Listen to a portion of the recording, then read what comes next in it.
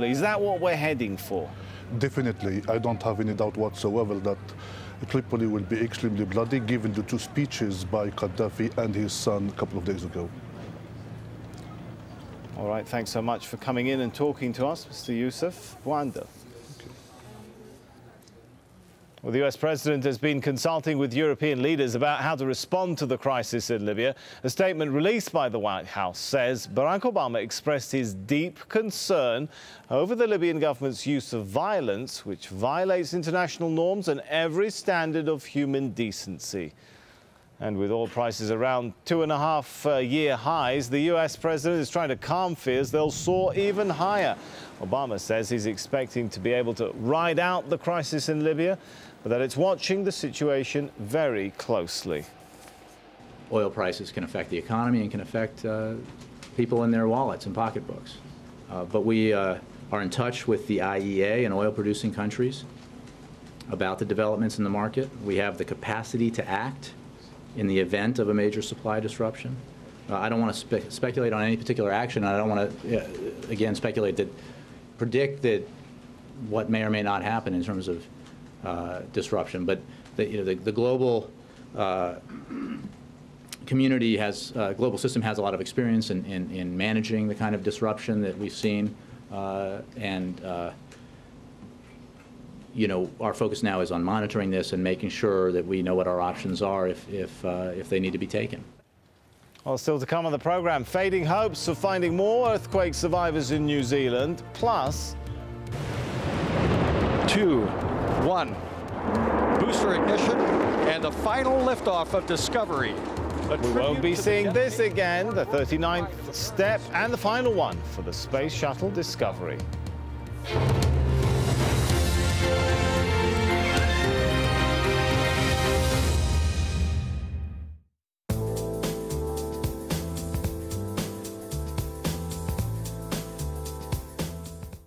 Welcome back to your international weather forecast. Well, across Japan, we are going to see some very heavy rain showers on Friday.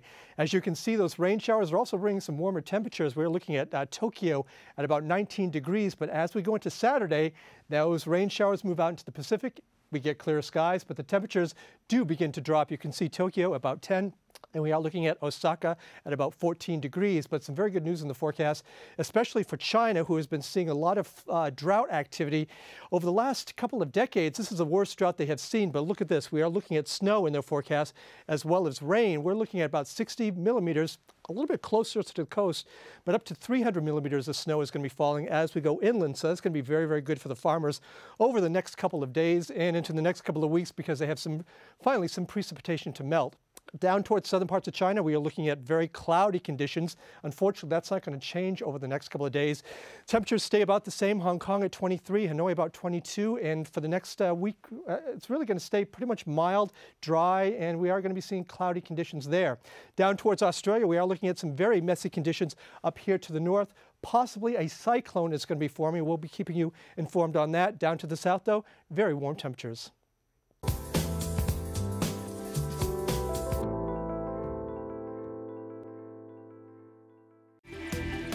We do accept that there was very bad mistakes made in our banking area.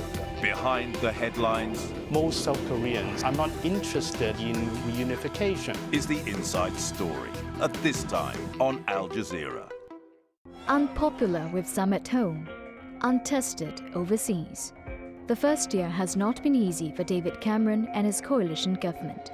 In conjunction with U2, Al Jazeera asks your questions to the British Prime Minister. World View, an interview with David Cameron at this time on Al Jazeera.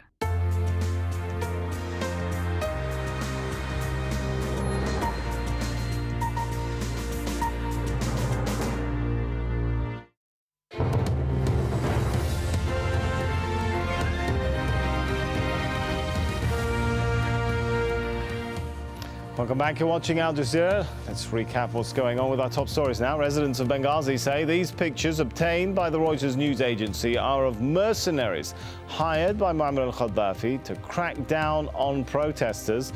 Libya's embattled leader is blaming Osama bin Laden and al-Qaeda for fueling the uprising against him. But in his second address to the nation since it began, Gaddafi continued to sound defiant but spoke via phone rather than in person. That statement came as there was heavy fighting in the town of Zawiya, 50 kilometers west of the capital Tripoli, between opposition forces and Gaddafi loyalists.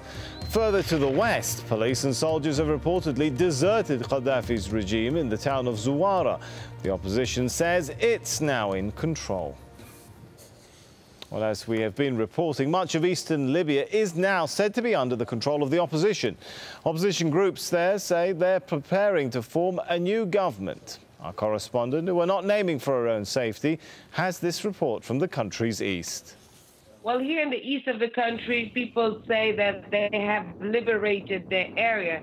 Even though there are no celebrations yet, there is still tension in the air, anxiety in the air. People do follow very closely the speeches made by Muammar Gaddafi, and even though some of them discard some of the threats he makes, others would tell you he is an unpredictable man, and they do fear some sort of counter-offensive.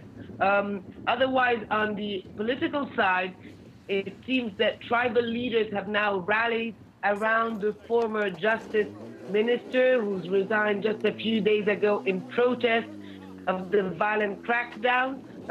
He has met with tribal leaders. They're trying to form what seems to be a provisional government. Certainly, they do say that there will be no dialogue with Tripoli, that they're asking for the fall of the regime. In the same time, they're trying to find a way to bring back civilian rule to the area here.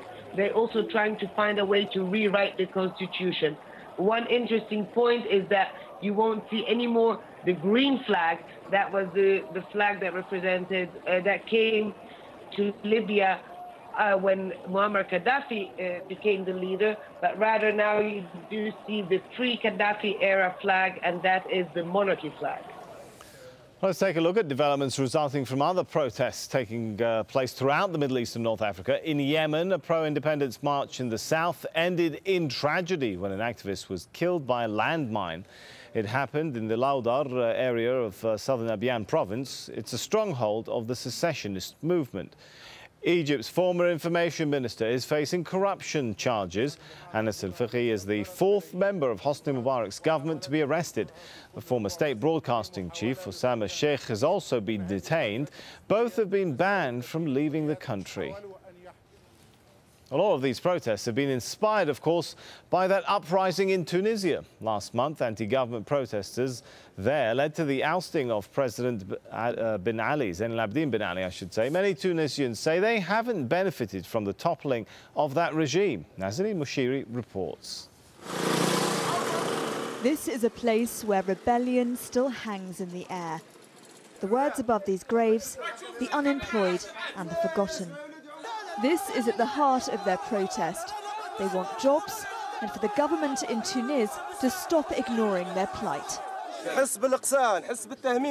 I feel excluded and oppressed, like I'm missing hundreds of things from my life. We see our wealth leaving this area.